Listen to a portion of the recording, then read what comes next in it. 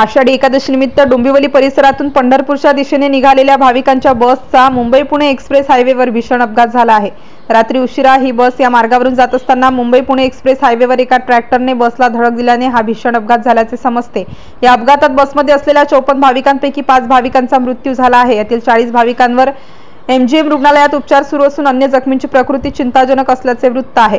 Express वेवर रात्री बसला ट्रॅक्टरने मागून धडक दिली, त्यामुळे बस दरीत कोसळली। आषाढी एकादशीसाठी पंढरपूरकडे निघालेल्या भाविकांवर काळाने घाव घातल्याने हळहळ व्यक्त करण्यात येत आहे। विशेष म्हणजे एक्सप्रेस वेवर ट्रॅक्टरला बंदी असताना देखील ट्रॅक्टर एक्सप्रेस वेवर आल्याने पोलीस यंत्रणेच्या कारवाईवर प्रश्नचिन्ह उपस्थित केलं जात आहे। एमसीएन न्यूज मराठी करिता जितेश शेटे पनवेल।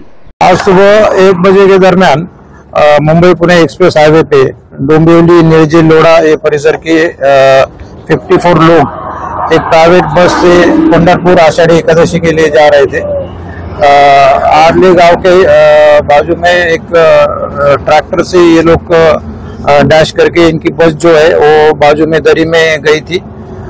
इसमें अभी तक 42 लोग जो है वो हमने एमजीएम हॉस्पिटल में शिफ्ट किए हैं।